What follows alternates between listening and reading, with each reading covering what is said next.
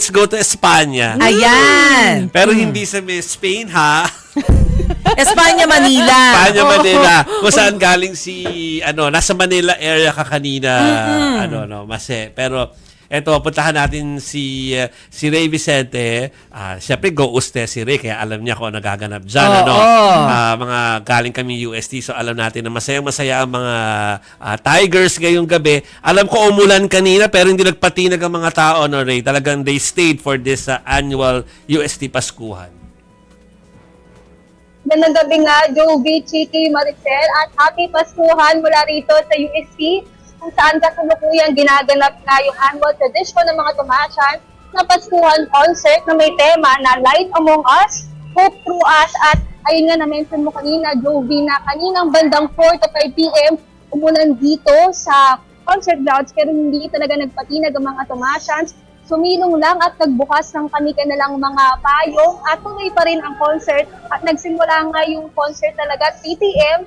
na pinangunahan ng mga Tomasian performers na sinundan naman ng mga OPM artists na sila Zach Tabuglo, Rob Daniel at Amir Sol. At hindi ko mapakita yung kasulukuyang sitwasyon sa concert grounds, pero kung maririnig nyo, Jovi, Chiki, Maricel, ay kasulukuyang nagpa-perform na yung Ben and Ben dito sa UST Grandstand. So, isa sila sa mga inaabangan talaga dahil mula 2019 ay hindi pa sila nagbabalik sa UST Paskuhan. So, ang pinakahuli sa listahan na inaabangan din ng karamihan ay ang P-pop girl group na Billy.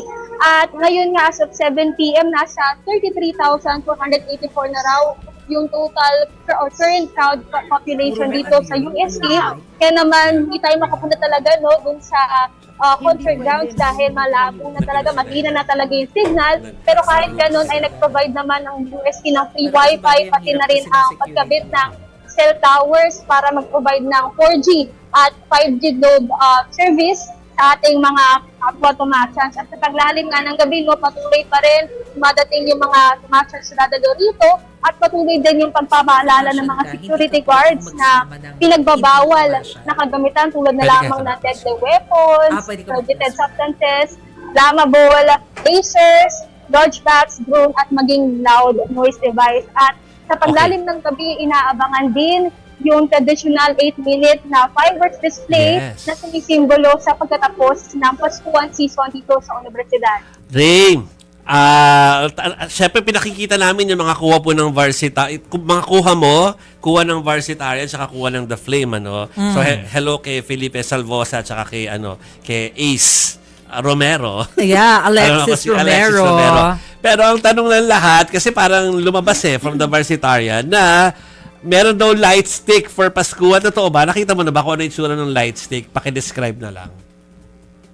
Actually, Jovi, first time to na magkaroon ng light stick talaga sa UST Paskuhan, na binenta ng Central Student Council na UST magmula pa nung agape. At kanina nga hindi natin gano'n nakita close up, pero ang base sa pagkakita ko, yellowish na white na pagka-star siya, bilang sumisimbolo din sa tema nga ng Paskuhan ngayon, which is yung Light Among Us, Hope Through Us. Okay.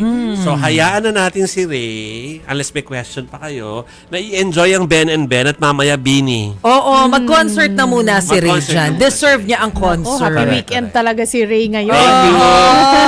Happy weekend. Happy weekend, Ray. Happy Paskuhan. Happy Paskuhan. Baka may reunion din siya with her classmates. Baka nandyan ang mga classmates. Baka nandyan. Thank you, Ray Vicente. Thank you.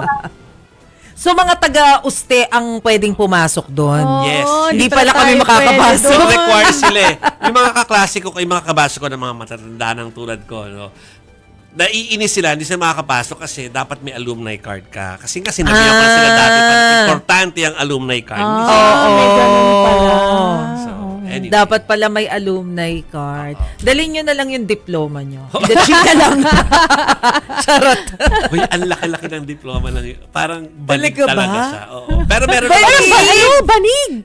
at least sa batch ko, malaki siya. Ala, seryoso? Pero parang feeling ko ngayon maliit na. Pero yung ako'y naabutan ko time na yun, malaki talaga siya. Wow! Hindi mo maikakaila pala na graduate ka ng UST. Malaki siya. Tapos, Kung malabanig yung diploma. Correct, Alam mo correct. kung anong mga years yun.